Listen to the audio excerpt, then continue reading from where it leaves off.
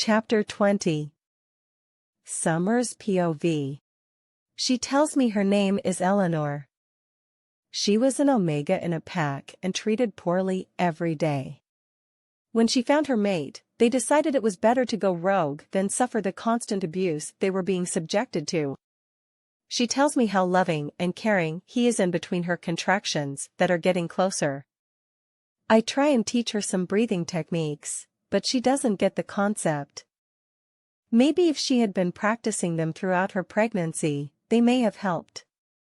A friend of hers came in looking dubious. She sat beside Eleanor, helping her with her nervousness and breathing. But Eleanor is struggling with her pain and becoming weary. I give her some pain relief and encourage her to keep using the gas and air. When she is experiencing her contractions, they all work well together. In less than an hour, we delivered a healthy-sized baby boy, whose cries bring his dad running through the door. I want to tell him to get out, but I don't have the heart to. This is a special moment, and if I had known him better, I would have let him stay through the birth. I delivered the placenta and asked him if he wanted to cut the baby's cord. He runs outside and all I hear is vomiting noises.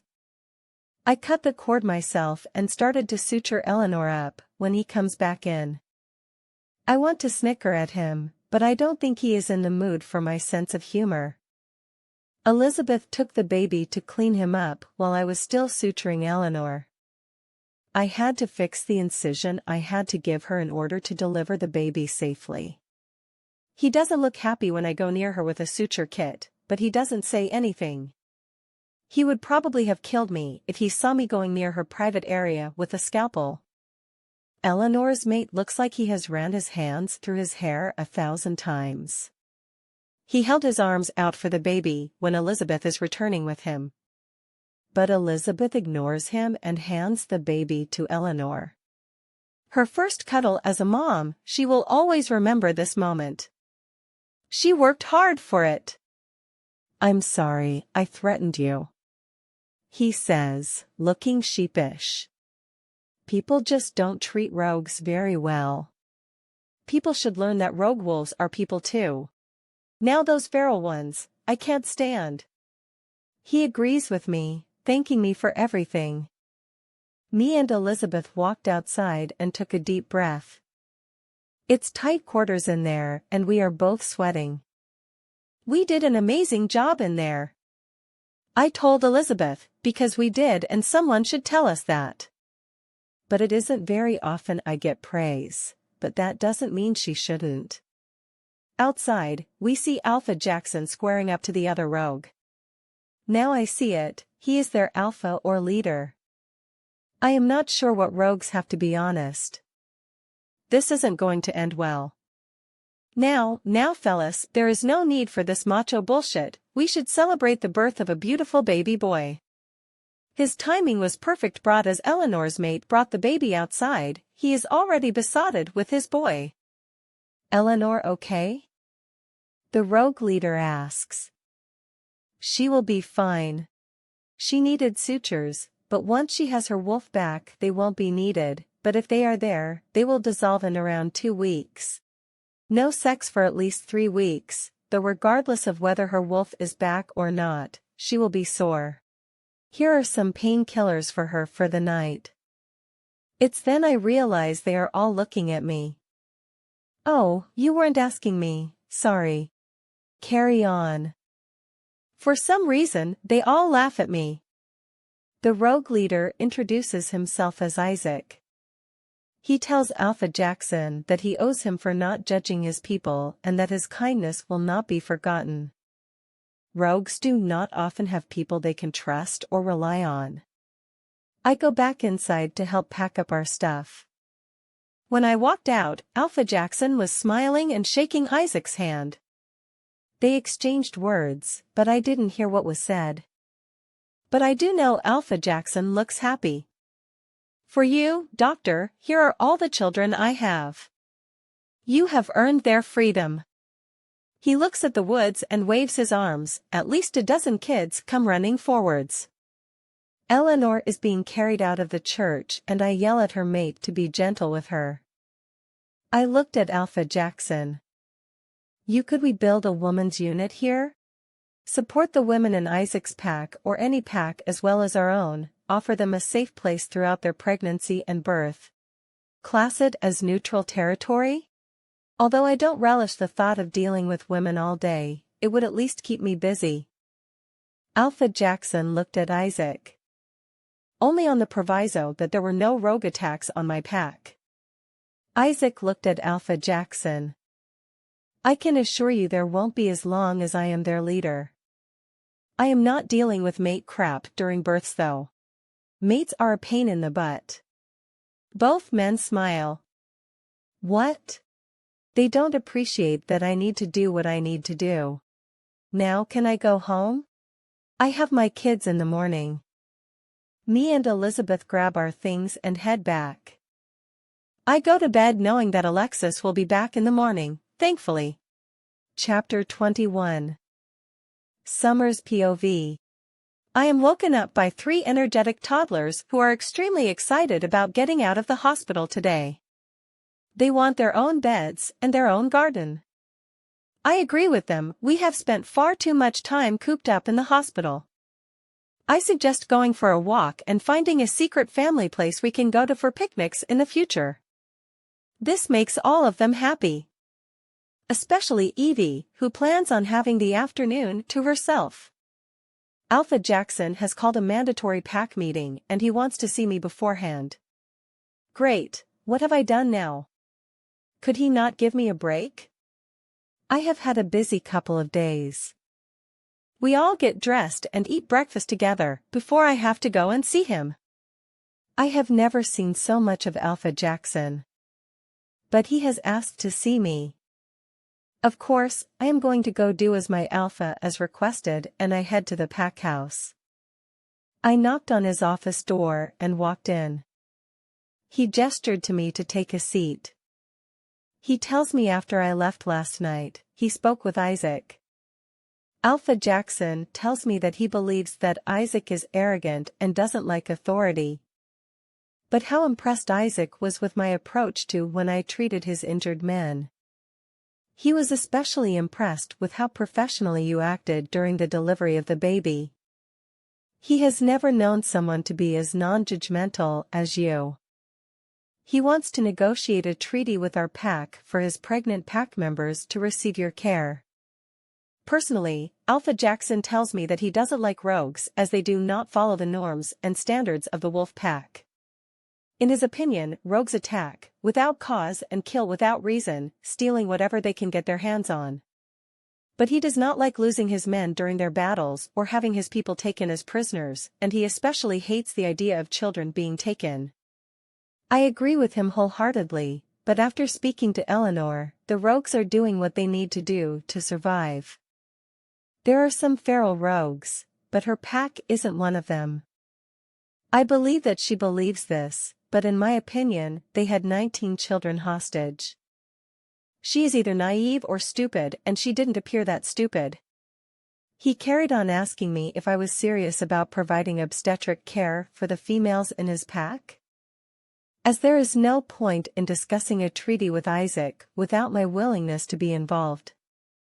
I explained to him that I just don't like seeing people suffer and I don't care about their situation or rank. In my opinion, there are wolves that feel as though they do not fit within their own pack. But they have come together and formed their own. They struggle for everyday basics, they shouldn't have to struggle for obstetric care. There is enough inequality in the human world. So, yes, I was in. He nods at me and picks up his phone, tapping out a text message. When he finishes sending his message, his attention is back on me, telling me that he is grateful to have me in his pack, regardless of how I came to be there. I truly am an asset, and I may have saved countless lives in the last few days and in the future. But no one is to know about it. Word may get about to other packs about my identity, and he really doesn't want other packs knowing he has a treaty with the rogues. As I am expected to keep a low profile, I agree with this eagerly, although I have some terms that must be agreed with by everyone. He tells me we will set up a meeting to discuss logistics. He tells me the other children have been taken within the last month, but their packs have a no negotiation policy. As in the packs were just hunting for them as they were not willing to trade anything for their safe return. Which is bonkers to me. I would trade my life for my kids any day of the week. Alpha Jackson agree with me, and we both know Luna Lucy would too. Now let's get to the pack meeting. We walk to the hospital where all meetings take place. I find Evie and the kids at the back of the room with the rest of the families. Alpha Jackson thanked everyone for their hard work and efforts. We lost one life during this blue moon, which is a record. The life lost was not due to an attack, but due to an infection. Our medical staff tried everything to save her, but unfortunately, she was too unwell. At no point in Crystal Lake's history has there been so few lives lost during a blue moon. I want to thank each and every one of you for your efforts during this blue moon. You have done me proud. I am also going to add that 19 children were rescued from the road camps by our pack members. There were gasps in the crowd. These kids have a future. Because of our pack members, we have made some strong allies. Congratulations to everyone involved in their rescue. Their parents and alphas are on their way here right now collecting them. We all went home afterwards, collected a picnic basket full of food and went walking. We walked past the church and into the woods. I felt fairly secure we would be safe. Eventually, we found a stream deep enough to have a little bit of fun in. As the kids are playing, I tell Alexis everything that has happened in the last couple of days. Can you ever just have a boring blue moon? She asks. Hopefully. I responded, but it will be another couple of years before we find out. Chapter 22. Summer's POV. A meeting was arranged within a week. Either Alpha Jackson is keen to avoid any further attacks or Isaac is keen for his pregnant female members to be cared for. I listen to what both parties want before I offer my contribution. Because when I do, we will see if they are really committed. I want the facility to be built either near the church or the church expanded to accommodate my needs. It's close enough to the forest for everyone's protection. They both nodded their heads. I need a competent assistant. Elizabeth would be brilliant. We get along really well, and she is efficient. But then you have no experienced medical staff in the hospital. Alpha Jackson looks at Isaac. If all goes well today, we may not need senior medical staff. Isaac grins at him and nods. Packs will be allocated time slots for pre- and postnatal care. These may have to be pushed back because of labor, and I do not want any squabbling over cancellations. Other packs will have to offer something for my services. I am not doing this for free, and they will have to offer something in return. Housing should be provided for women in the later stages. I don't want them traveling from far and wide. But it should be isolated for privacy. Isaac agrees, as the pack may look down on his rogue pack. I turned my head to Isaac. Any imprisoned children under the age of 10 are to be brought to me. He looked happy about this. I get the impression he doesn't like children. No attacks on Crystal Lake territory. You have my word. He responds. Alpha Jackson. In extreme cases, I may need to use the operating theater. This should be available if I do. He agrees, telling me no one else is trained to use it anyway.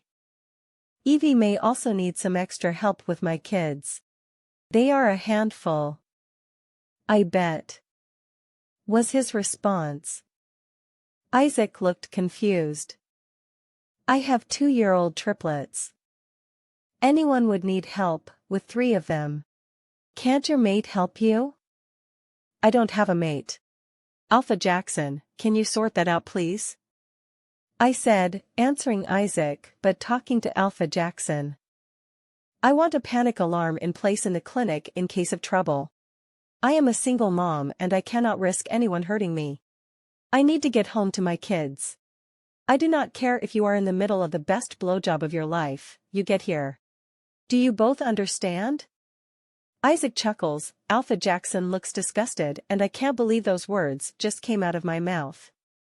I must be more wound up than I thought. Then again, it has been 3 years since anyone gave me any form of sexual attention.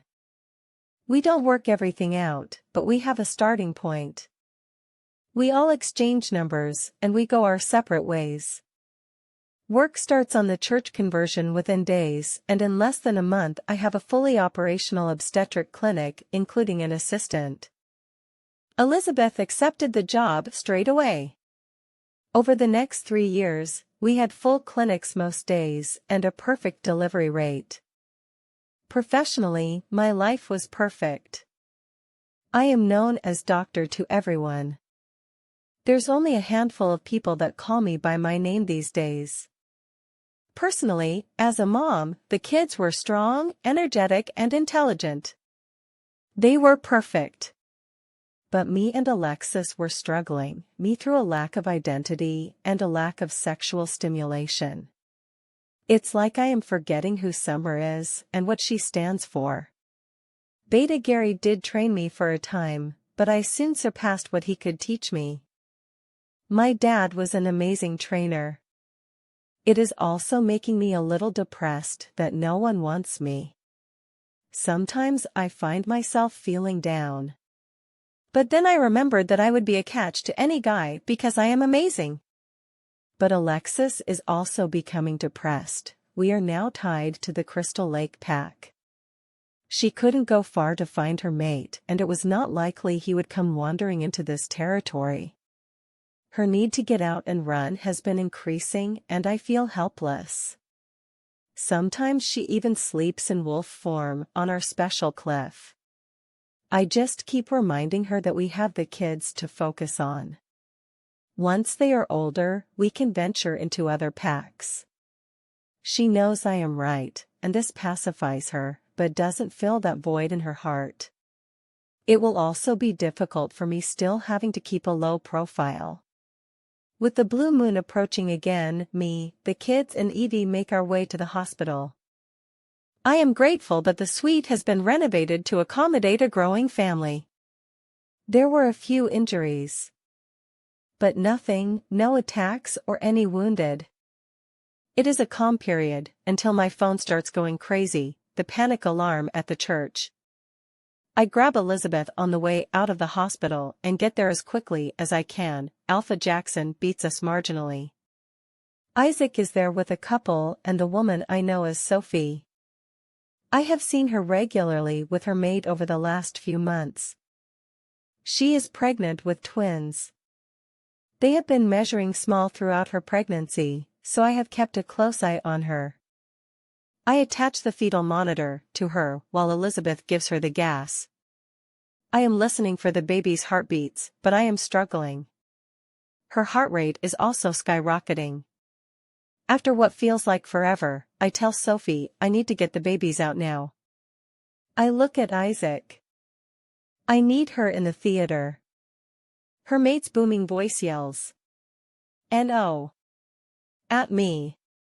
I am not taking this shit. We had an agreement with Isaac. I operate now, or you will lose both your children and maybe even your mate. Either way, it's Sophie's decision, not yours. Sophie is whimpering in pain while he glares at me. Sophie, I need to get them out, they are in distress. You can do this, we can do this. Elizabeth tells her. She nods her head frantically at me, telling me to save her babies. As I turned around, her mate had his hand raised and looked like he was going to hit me when Isaac stepped in front of me. Telling him it's Sophie's decision and if he doesn't carry her there, he will. He doesn't calm down, but he picks her up bridal style, doing as he is told. We don't have long as her contractions are pretty close. The next time I saw Sophie was when I was inserting an epidural into her spinal cord. I still maintain we need more staff here, but it's unlikely now that we have a treaty in place. I will need a couple of hands though, so Luna Lucy has come to help along with one of the nurses. But they are on the sideline until called for. I saw her mate looking down at us from the observation gallery. He is stood by Alpha Jackson and Isaac. It takes around 30 minutes to finally pull out one of the babies. It's a girl who cries as soon as her lungs take in the air. I passed her to Elizabeth, who quickly took her to a table to warm her and check her over quickly. She returns after giving the baby to Luna Lucy. I was bringing out the second baby when I saw the umbilical cord around his neck. He is blue, he isn't making any noise or moving. I removed the cord as soon as possible and gave him straight to Elizabeth. She runs him over to the table, giving him a small amount of oxygen and warming him up as best as she can. Sophie is on my table, unable to move, crying because she can't hear her baby. I glance up and see Isaac and Alpha Jackson holding back her mate, who is trying to force his way past them. He looks like a man possessed, but he can't come in here. She has an open wound that could get infected and kill her. I am performing major surgery after all. Out of nowhere, a wail grabs everyone's attention, including mine. Sophie's boy was breathing. I felt like crying right there. The goddess must be watching right now, giving her blessing for his life. I closed my eyes thanking her personally. Once I finished fixing her up, I let her mate come into my theater to meet his children. Sophie reluctantly agrees to stay in the hospital until the blue moon is over, but she has just had major surgery and needs to be monitored. Once everything is in order, I step outside for some air, leaning over a bar, when I feel a pair of hands massaging my shoulders. I moan, it feels so good. I never realized how stressed I was. Eventually, I looked over to find the hands belonged to Isaac. Chapter 23. Summer's POV. His hands feel so good on my body. My head is telling me to stop him, my heart tells me to stop him, but my body wants him to continue. Before I moaned again, I straightened up and asked him to stop. I had to. He looked hurt. I guess he doesn't put himself out there very often. I mean, he's attractive enough that I could get some thrills from his body. If he would benefit from a good wash and if he could keep his mouth shut.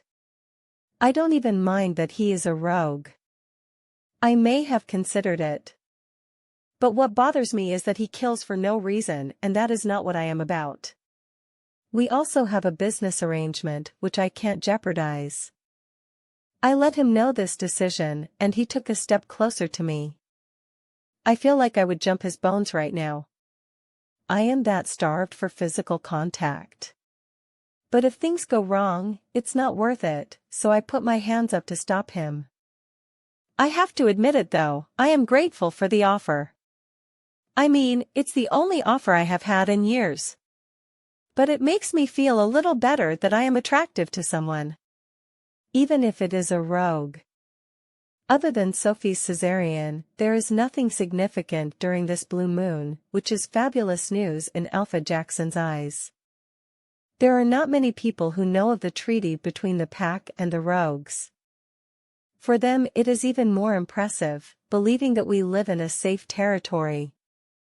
Not long after the blue moon, I put the kids in kindergarten. They are nearly 5 years old after all, so they are a bit older than most. They need to start socializing with others, they tend to keep themselves to themselves. But that is probably my fault as well, I work a lot and rely on Evie far too much. But she doesn't appear to mind. In the pack, they have one school for all ages, as there aren't enough children for an entire school.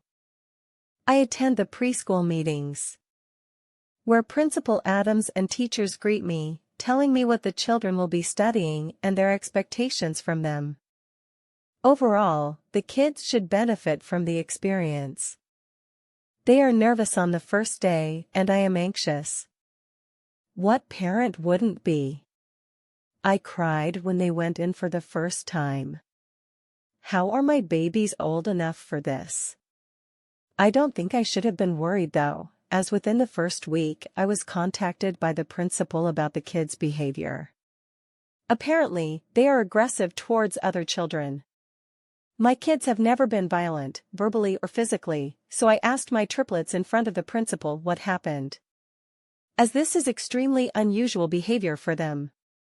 They tell me it was because the other kids were bullying them because they told Eden she looked like a demon because of her red hair and yellow in her eyes. Eden sat sobbing at the memory of what they were saying to her. They carry on telling us that they got mad and punched the kids that were bullying her. Jackson tells us proudly while they both hug their baby sister. I glared at the principal who was shifting uncomfortably in his oversized chair. Are you speaking to the parents of those kids who are bullying my children, or are you just speaking to me because mine retaliated? He started shifting in his seat, claiming this was news to him. I counter his hastiness at bringing me to school, and now that he does, and what is he going to do about it? In fact, don't bother doing anything. I will homeschool my children from now on. I will let Alpha Jackson know I will be quitting my job with immediate effect, as the principal punishes victims, not perpetrators. I was always taught to stand up to bullies, and I teach my children to do exactly that. I am so proud of them, regardless of what others think. Max and Jackson stand proudly smiling next to Eden. Eden, sweetie, bullies are usually jealous creatures who get thrills from other misery. If you believe what they say, they have won and will do it over and over again. Because they believe you will be afraid of them. You're not afraid of them, are you, baby girl? She slowly raises her head, her face is bright red, giving me a half smile. They won't get away with it again, Mommy. As she stands, she took hold of her brother's hands. They all stare at the principal, who dramatically falls to his knees and is struggling to breathe. Shit, what is going on? I ran to him, undoing his tie. When I glance at the kids, I see them glaring at the principal and their eyes are glowing slightly. I am sure I am imagining things with everything going on. I shout at the kids to get out, as they do not need to see what I have to do next if I can't get him breathing. They don't hear me until I yell at them again. As soon as I gain their attention, he starts breathing again. Which was really strange. Once things settle down, I get the principal some water, I check him over, and he appears fine. He looks disheveled. Doctor, I apologize, I jumped to conclusions earlier. I didn't know what the other kids were doing. I will be doing something about it. At least he recognizes he did not know all of the facts, but I also think he is worried that if I quit my job, Alpha Jackson will not be happy as I am the only doctor the pack has. I get up to leave. The principal asked if the children would be returning to school tomorrow. I really don't want to pull them out of school, but I can't have them returning if this is how they are going to be treated by others. I know the boys will defend their sister every time and I will be in the principal's office on a daily basis. I tell him my concerns, which he acknowledges. He offers to start an anti-bullying campaign the next day for a week. After that, he hopes the children will return. He suggests that my children consider wearing some form of tinted glasses to avoid any unwanted attention to themselves. Their eyes are quite unusual. I personally don't see why they should. But I told Principal Adams, I will discuss it with them, as it should be their decision. One of the first ones they are going to make in their lives. I am really confused about what happened there though, it was strange. Alexis is very proud of our pups and how they stood up for each other, exactly what a pack does. But they are not wolves yet and it's strange that they are acting with wolf tendencies at such a young age. I asked Alexis if she knew what was wrong with their eyes, but she thinks I was imagining it, due to the stress of what just happened. Chapter 24. Summer's POV. I called a meeting to see Alpha Jackson as I had an issue. He didn't wait, he wanted to see me straight away. I explained what happened to Alpha Jackson, who looked a little panicked at the thought of me quitting my job. If I didn't do my job, then the treaty wouldn't exist, which could mean more attacks on the pack. He told me not to be too hasty, and he would speak to the principal and support him in educating the children. I know exactly what his concerns are. It has to do with me playing a vital role in a certain treaty. The kids returned to school the following week, sporting a pair of tinted sunglasses. They look more like vampires than wolves now. They even start making friends with a few select kids, in older classes. In particular, Beta Gary's children, Gamma Philip, the youngest girl, and Head Warrior's son, Robert. When I ask them about why they are only friends with children in older classes, they tell me that they are the only ones that can come near them when they are annoyed. So really, it's the other kids' fault for not being strong enough to be near them. I don't understand. To be honest, if they were older I would think they were talking about their auras. But they are far too young for that. Evie is grateful for the daily breaks while the kids are at school. The kids are doing amazingly well, but when they turned 7 they started doing things in secret. I mean, I may be paranoid, but I get the feeling they are hiding something from me. But Evie is spending more time with them outside of school. She is also complaining of headaches more these days, which is strange as her wolves should be able to manage them. I have succumbed to pleasing myself, frequently to take the edge off, but what I wouldn't give to have a man's cock in me. Alexis needs a run 4 times a week, at least, with 1 sleep out in her wolf form. It's her way of keeping sane, I suppose. I can't deny her that. I am denying her everything else. Elizabeth had to go away for a period of time as her cousin was due to give birth, and there were few people qualified within the wolf communities who could deal with obstetrics. Which is why I will never be out of work. When she came back she was exhausted, telling me her cousin was as demanding as ever, acting as if she was the only woman pregnant in the world. Elizabeth encouraged her to come to Crystal Lake Pack, but the diva she is demanded everyone do everything for her.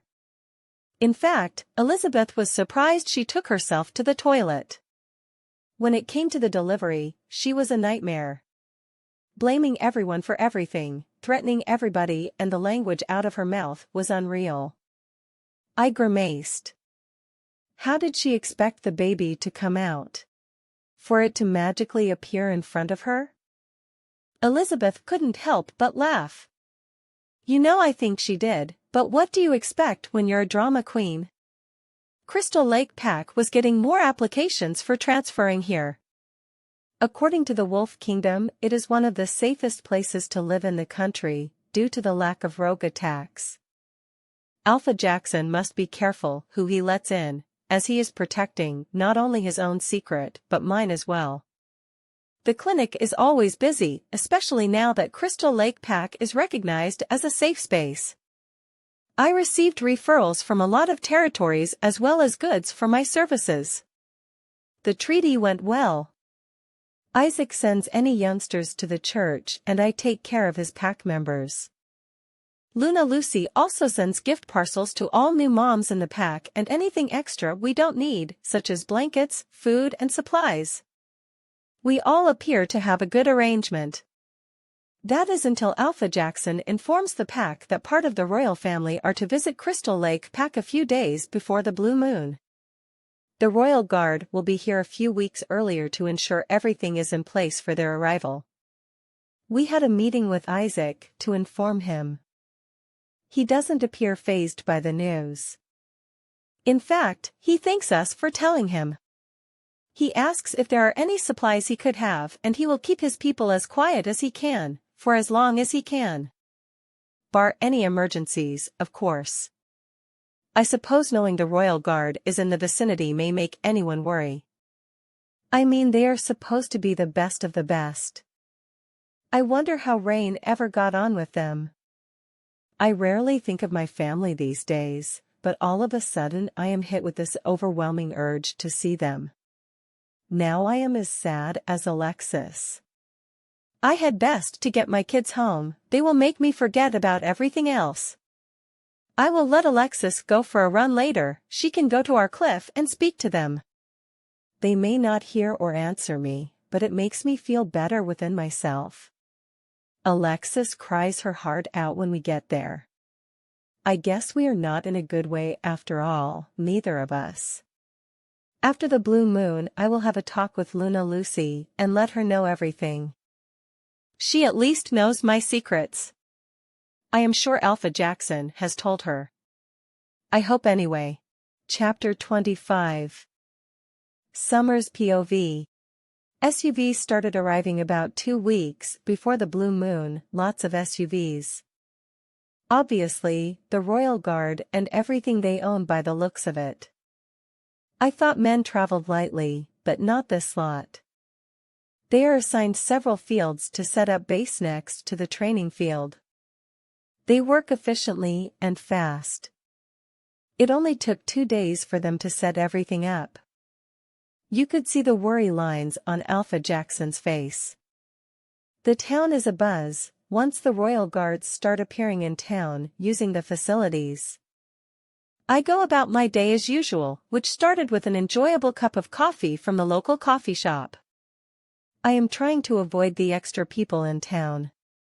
It's not that there is anything wrong with them.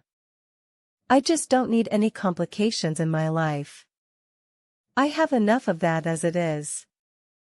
They are also the wrong gender for me to deal with.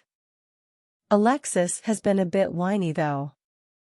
She was agitated about something. I was walking behind a couple of guards while I walked down the street. I overheard one of them talk about how pissed the general was this morning, for no reason. His friend suggests he needs to get laid. I can't help but snicker. I can't help but think about the common theme here. Everyone seems to get stressed when they need to get laid. Obviously, not just me then. I followed me into a coffee shop and gave the barista a wave, symbolizing I wanted my usual coffee. A lot of people in Crystal Lake Pack have benefited from my arrival at some point and are willing to give me a little bit of preferential treatment, not that I have asked for it of course. But with all the extra people in the coffee shop this morning, I had to get to work. I chose to use this to my advantage. When it was ready, the barista shouted, "Doc." One of the guards stops me as I am walking past him. "Ah, so you're the local doctor?" He looks me up and down, checking me out as I sip my coffee. This guy is creepy. That's what they call me.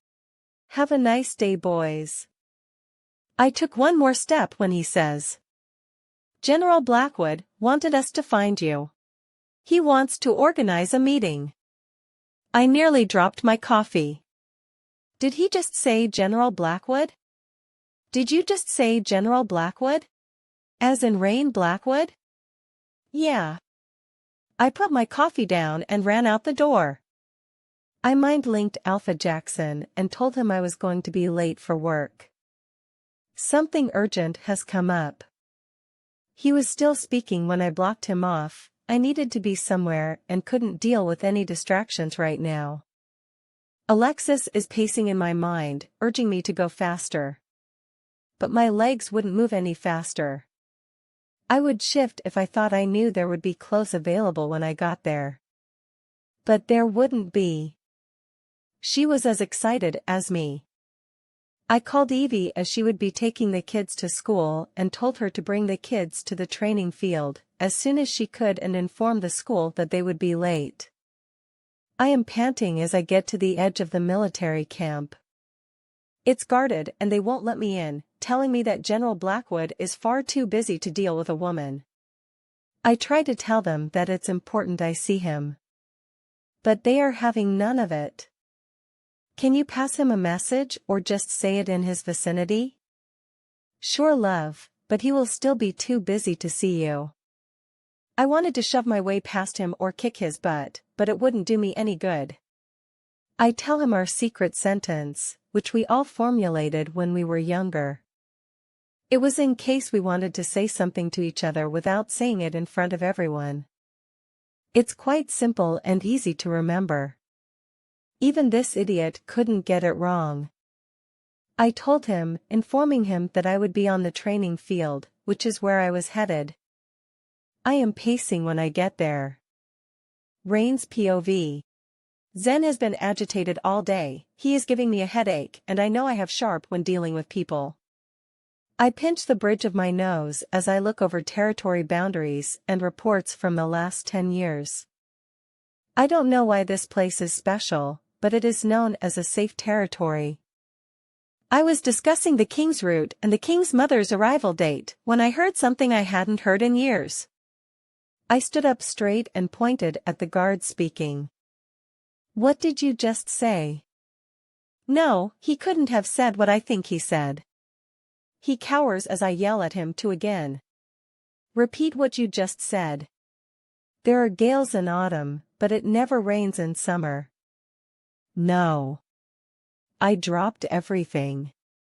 Every head turned in my direction. I strode over to the guard, picking him up by his collar. Where did you hear that? I demanded to be told. He is scared now, but I desperately need to know. A woman tried to get in, to see you. I told her you were busy. She practically begged me to say that to you. A woman, there are only 2 women that know that saying, and I know where one of them is. Where is she? The woman, where is she? I am panicking now that he scared her off. She said she would be on the training field. I dropped him and shoved him out of the way. I shoved everyone out of the way as I ran out of the tent. I run as fast I can. I don't care who I knock out of my way, not if she is there. I can't remember the last time I ran this fast or the last time Zen wanted me to get somewhere faster. I get to the edge of the field and I see a figure pacing. Is it her? Is it really her? I start running towards the woman. It's her. Zen tells me. Alexis is speaking to me, our Alexis. Zen is howling in my mind. Is there a reason you're not there yet, Rain? As I get within a few feet of Summer, she leaps into my arms, wrapping her legs around my waist, burying her face in my neck. I know she is crying as the tears are running down my neck. I shed a few as well. How I have missed her hugs, her smile and her scent. I didn't realize how much I had missed it until right this second. I just hold her, my little sister. I have found her. I am so happy. Zen is so happy, he is howling in my mind. I was stroking her hair when I realized we had an audience. The military camp have followed me to the field and watched our emotional moment, but I don't care as long as I never lose her again. The day has just begun and I am so happy, I have my Summer. Nothing can ruin this day. That is until I stopped breathing. Chapter 26. Summer's POV. I saw a man at the edge of the training field. He was running in my direction. I could only make out his silhouette. It is them, I can feel Zen. Alexis was screaming at me as I ran to him. He is running to me. I can finally see his face. Tears started running down my face. I couldn't stop them. When he was close enough, I just leapt into his arms, wrapping my legs around his waist and my arms around his neck, burying my face between my arms. My big brother, has found me. I just cry and cry and cry, I am so happy. He is stroking my hair as he collapses to the ground with me in his arms. Crap, he isn't breathing. If I panic now, I am no use to him. It's then I realize I have seen this happen before. He is squirming around on the floor, clawing at his neck. I look around and see my kids staring at him, holding hands with Eden in the middle. Their eyes were glowing yellow. "Eden, honey, what are you doing?" I asked her. "He made you cry, Mommy, so we are going to make him suffer." "Nobody hurts our mommy," she responds. "No, sweetie, I am crying because I am happy. Now I need you to stop what you are doing, or you will make Mommy sad." They all look at me at the same time. It's quite eerie, really. But I hear Rain take a deep breath, then another. I rush to his side, sitting him up. When his breathing stabilizes, I smile at him, he smiles at me, pulling me into a side hug, and I kiss his cheek. It's like he has just forgotten what just happened. I look at my triplets and smile. I guess introductions are in order. This is my big brother, your Uncle Rain. Everyone seems to have forgotten what just happened. His face says it all, it's a mix between shock, happiness and wariness. The kids just rush over and hug him. Eventually, when they let him go, he asks if they are my adopted kids. Nope, they were fully grown within this temple of a body. Now he does look shocked, but laughs. He hugged me again the only way a sibling could, with true affection. We both have work to go to and the kids have to get to school. I don't want to let him out of my sight, but we all have somewhere to be. I also have to process what the kids have just done and try and figure out how they did it. I invited him to the house for a meal later and we could have a catch-up. We could possibly let Alexis and Zen have a little time together. He likes the sound of all of that a lot. I let Isaac know I have plans later with my family and if anyone needs me to come sooner if possible. He tells me that anyone can wait until tomorrow. I have never taken a day off since the treaty began and I should enjoy my plans. I guess the treaty relies on me, so no one questions it. I would never abuse my position though. I feel nervous as I prepare our meal, but I know he is not coming for the food. He is coming for his family. As the doorbell rings, the kids pile down the stairs, fighting over who answers the door. It's quite comical really, they have never had an uncle this morning and now they are fighting over him. They keep their sunglasses on, although I know he wouldn't judge them. It will probably make them more comfortable, so I don't fight them about it. Over our meal, the kids tell Rain about school and what they like to do for fun. They tell him I work too much and that I am often in meetings with Alpha Jackson. They aren't wrong. But I can't have Rain finding out about the treaty. Rain tells us all about how he moved up the ranks and is now the general of the Royal Guard. The kids are hanging on every word he says. I guess this is what happens when you don't have a male role model in your life. He has a play with the kids and comes to help me clean up in the kitchen while the triplets do their homework. It's obviously time for adults to talk. He asks me about my mate as I manage to get myself pregnant without being mated, which is practically impossible. He asks about what happened at Forest Green Pack, how I ended up here in Crystal Lake Pack. I explained about that fateful representatives meeting, excluding a few explicit details, and how Autumn called me away due to the trouble at Forest Green Pack. So, I never got to stick around and find out who he was. I thought he knew about what happened at Forest Green Pack that day, but then I realized he wasn't there that day and only a version of the truth. I told him everything I remember, but it was so long ago now, it is practically a distant memory. I tell him how Alpha Stan and Luna Susan helped me and how I ended up in the Crystal Lake Pack. How my life is here and how depressed I have been in the last few years. He just hugs me. I explained about having to keep a low profile, not just for my sake, but for the kids as well. How I found my mate, but lost him. How Summer the mommy and doctor are thriving, but how Summer the person is struggling. He just gives me more hugs, reassuring me that now he knows where I am. He will be around more. He tells me how he had to practically forget about me. It hurt his heart so much when he thought about me and that he couldn't appear to be weak in his position. I want to be hurt that he doesn't think about me, but I know the feeling. I missed him too. He told me that Gale left the pack and got a job as a bodyguard, his skills set well. He couldn't cope with seeing that bitch daily when I was banished. He told me Autumn was making her work for every penny she got. She told Alpha Stan that she wasn't Luna yet and was not entitled to anything she hadn't earned. Alpha Stan obviously agreed but paid her well for any jobs she did, which he resented.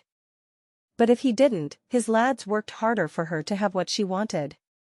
Mom and Dad are like shells of who they should be. 3 of their children are gone, but it is their loyalty to Alpha Stan that has kept them there. If Autumn left, he is not sure they would actually stay there though.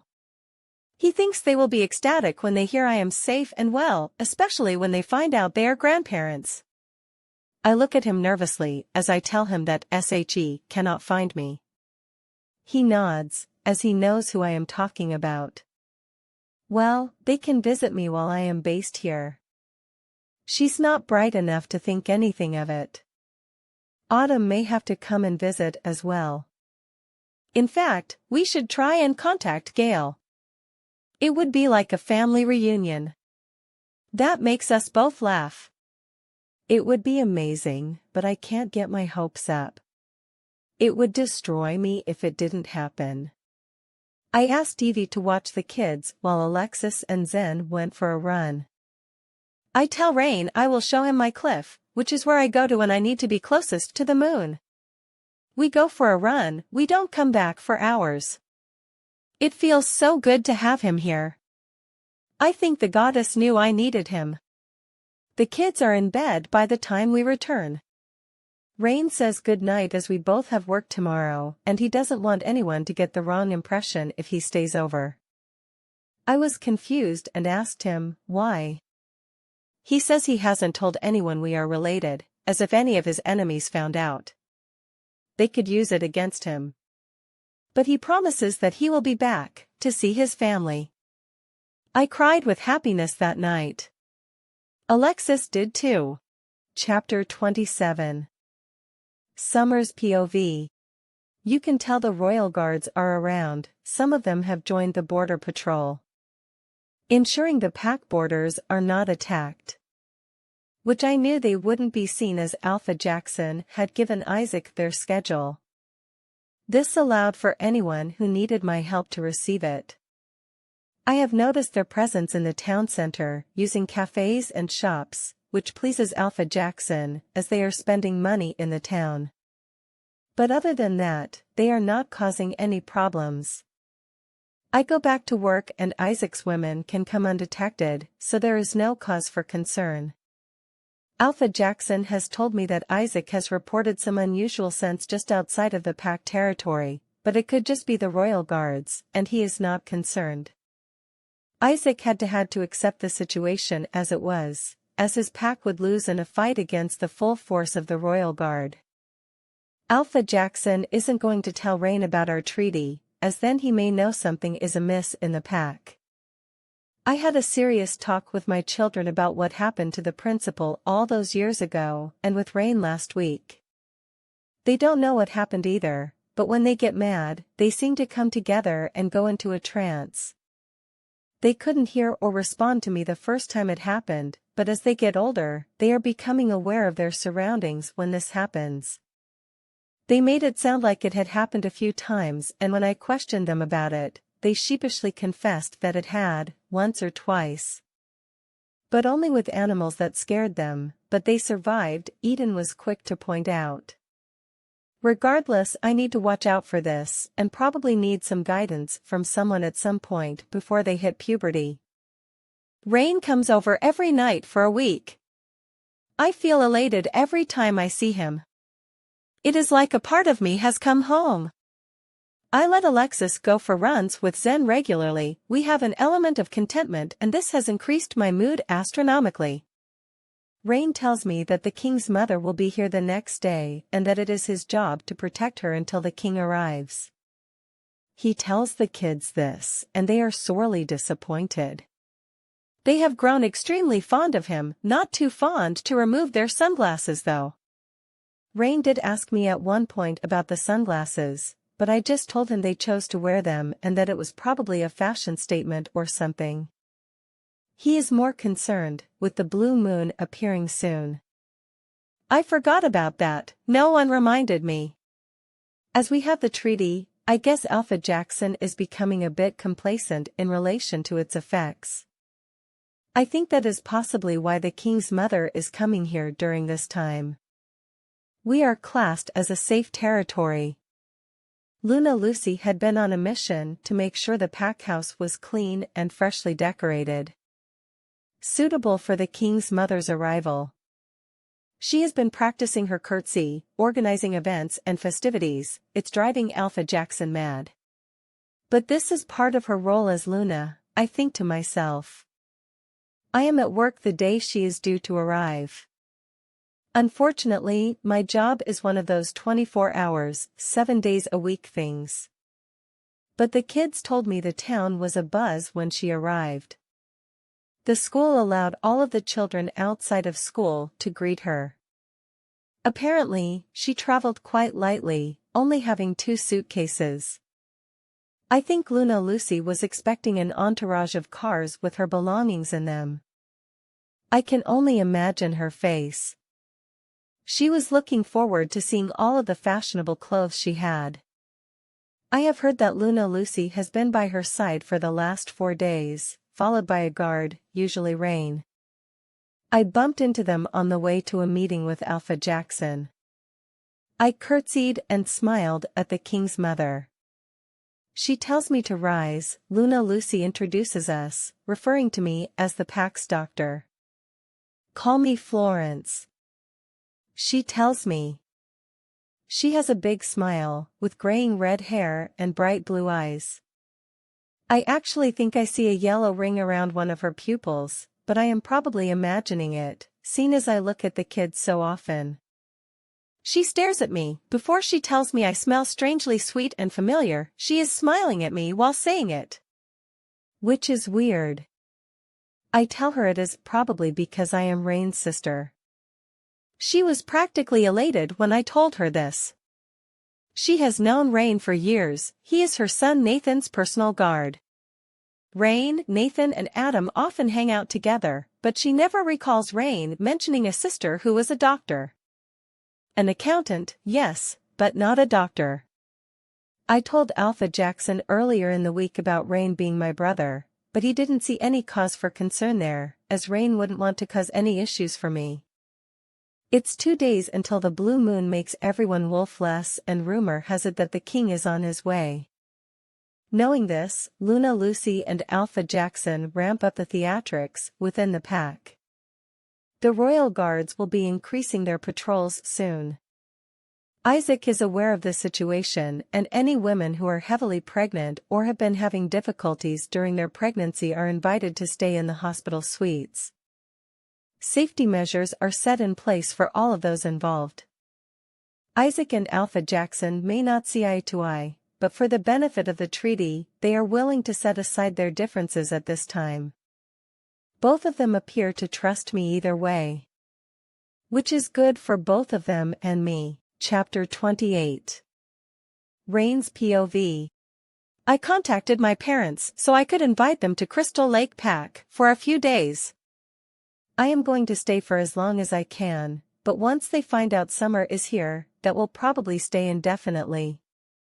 Wait until Mom finds out about Summer's kids, she is going to go nuts. The kids are great.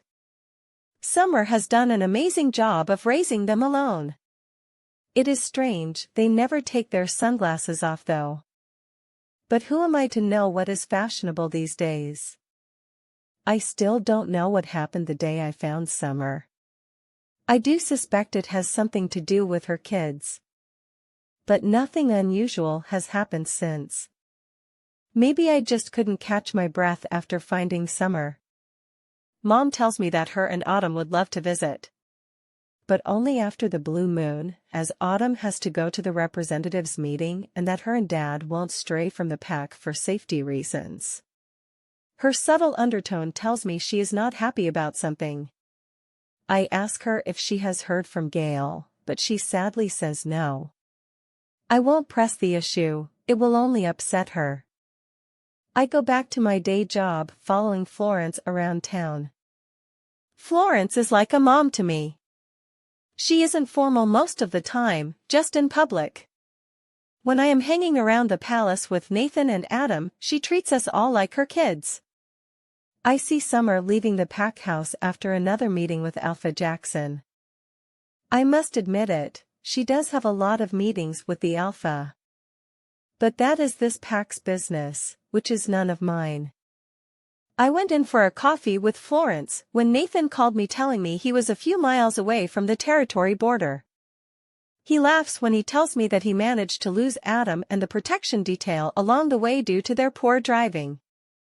In my opinion, it was probably his erratic driving. I can't help but smile, poor fella doesn't get to have much fun these days, and he does love fast cars. A guard replaces me at the pack house and I go to the military camp, which is where I know he will come first. He will want to know his mom is safe. We often mock him, the king that still needs his mommy. He takes it well, telling us the king will always need his mommy, no matter how old he is. I was looking at some plans when I heard the loudest explosion I have heard in a long time. We all ran outside. I was looking around when we saw a dust cloud above the trees. Crap, please let it be anyone else's car, but Nathan's. We run to vehicles and drive like maniacs to the explosion point. Zen wants to take over so we can run to get there quicker. But I don't know what I will find when we get there. Please goddess, don't be him, I say internally to myself over and over again. He doesn't have any family of his own. The royal line would end with him if he died. This can't happen, not on my watch. I don't think I could cope. We get just outside of the pack's territory when we see a fog cloud. It is so thick, but I think I can see something red. Fuck, I curse to myself. His car is obnoxiously over the top and bright, he needs to keep his presence on the down low, but that car screams look at me. I stood and assessed the area. Someone was responsible for this and could attack again at any time. I directed some guards to get the king out of his car. But as they approached the mist, they stopped and wouldn't go any further. After I finished my peripheral assessment, I am fuming that they haven't got to him yet. Why haven't they got him out yet? I ran to the front of the crowd of guards. Our wolves won't let us get any closer, General. What? I can't believe what I am hearing. I took a step closer. Zen overpowers my body and won't budge. What's wrong, buddy? I ask him. Wolfsbane. He responds. What wolfsbane in an aerosol form? What the hell? The king is amongst it. Fuck. I am so agitated and so is Zen. How the hell do we get him? I am pacing when it hits me. Summer, she will have access to oxygen tanks and masks. I called her, telling her of the situation. She would meet my men at the hospital for the supplies we would need. Time is of the essence, right now, and I know there are some waterproof suits in the military camp somewhere, so I send men to retrieve them immediately. I don't need to remind anyone that the king's life is in jeopardy right now. The suits arrive and I am suiting up with some men. We just need those oxygen cylinders now. I am dreading what I find when I get to his car. Summer arrives and jumps out of the back of the wagon with my men. She is suited up along with the rest of us. What are you doing? If he's hurt, I may be needed. His wolf will heal him. I told her. Not if it's wolfsbane. Think about it, his wolf will be knocked out as soon as he inhales this. You need me. I do think about it, and although I don't like it, she is right. I nodded my head begrudgingly. We were suited before I asked Zen if he was ready. He yaps and is ready to go. We head in, Zen is okay and doesn't try to stop me, so I know we are safe. As we approach the car, it is on its roof, but the doors and windows are closed. The mist can't get in, he is safe as long as he is contained. But he is unconscious, so I know something is wrong. The problem now is that if we open the door we will let the mist in, and I don't know what condition he is in. If he is unconscious, his wolf isn't present. I look at my men and then Summer. Summer, I need to go get in there as quickly as possible, I need to know he's alive. You're the only one small enough. Men, we need to push the car out of the mist, when we get all clear. We all took our position next to the passenger door. Opening it slightly enough for Summer to slip in, closing it within seconds. She knocks on the window and gives me a thumbs up. Now we know he's alive, we can get this car the hell out of here. Push. I yelled to everyone as loud as I could, which is difficult through an oxygen mask.